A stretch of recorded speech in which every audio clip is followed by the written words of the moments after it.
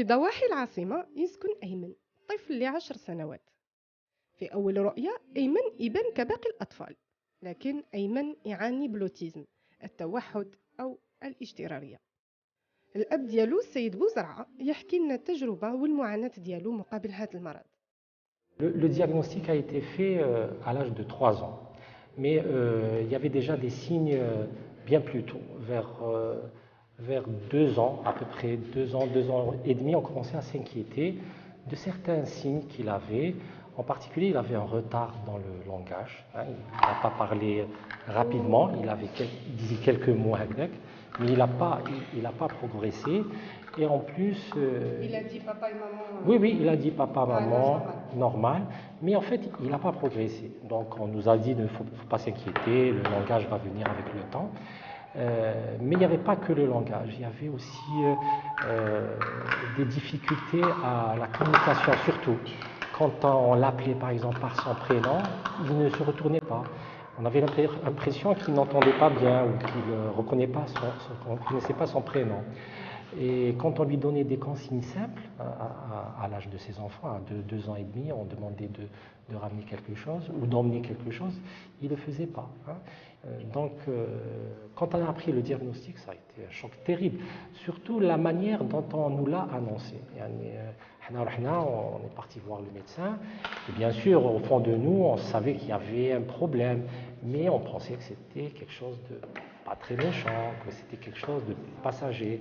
Et je me rappelle, le médecin m'a délivré directement un billet d'hospitalisation en me disant votre enfant est autiste et faites le deuil de votre enfant. Et je peux vous dire que j'ai senti la terre s'écrouler, s'effondrer. Et ça a duré des semaines. On a passé avec sa maman des nuits blanches.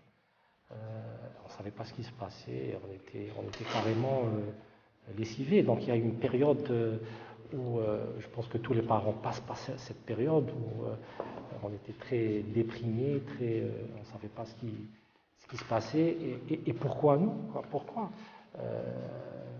ma femme n'a aucun lien de parenté avec moi et puis on se demande, on commence à se poser des questions, à se dire est-ce qu'on a failli quelque part, donc il y a un travail qui se fait et au fond nous parents on n'a rien à se reprocher.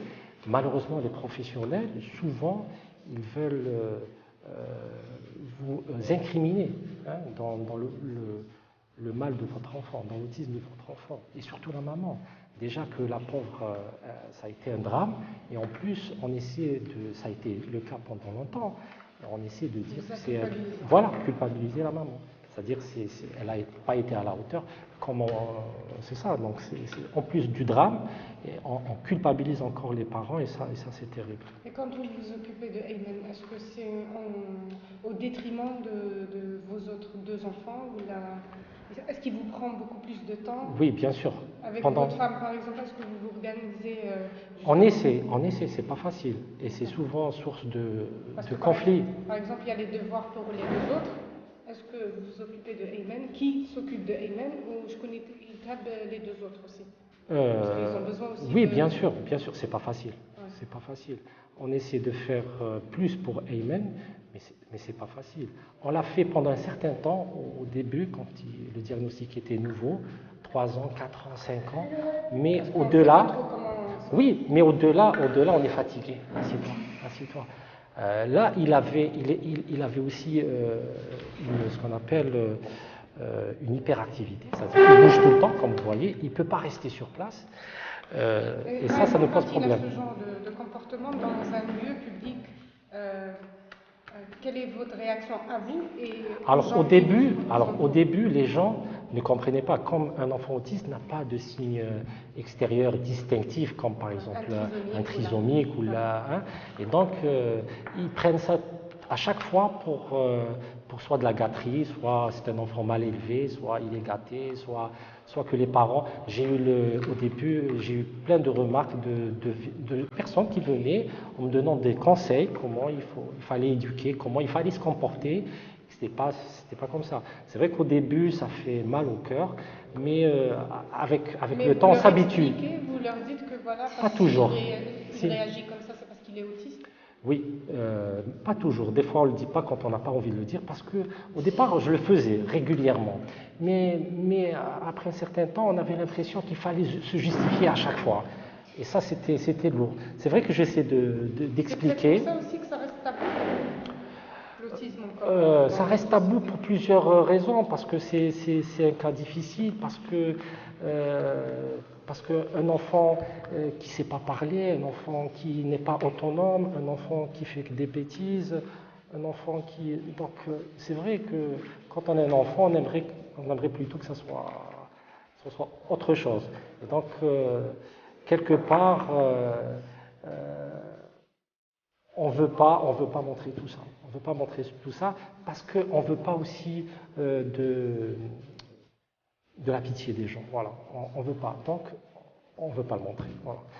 Et si, pour continuer donc, un peu dans sa prise en charge, c'est vrai qu'après cette phase difficile où ça a été le choc, etc., ça a duré des mois et des mois, il y a la deuxième phase où on veut se retrousser les manches et surmonter cette المصيبة كما يقولوا, et on veut voir ce qu'on peut faire pour lui.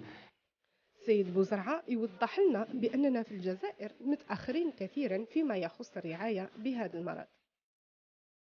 لعل الغرض الأول للسيد بوزرعة عبر هذا التيمونياج هو إنارة هذا المرض اللي يعد من طابوهات مجتمعنا، وكذا دعاء السلطات المعنية إلى اتخاذ إجراءات والأخذ بعين الاعتبار هذه الفئة اللي ما زالت مهمشة. Et là, on a un autre choc, j'allais dire, c'est qu'on se rend compte qu'il n'y a rien pour prendre en charge ces enfants autistes. Hein? Quand on a la chance de faire le diagnostic à un âge avancé relativement, ça c'est une chance parce que ce n'est pas le cas de tous les parents.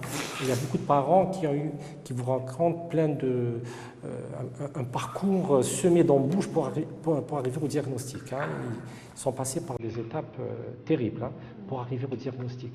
Et donc une fois que le diagnostic est fait, on n'est pas au bout du chemin, c'est-à-dire après, il n'y a rien.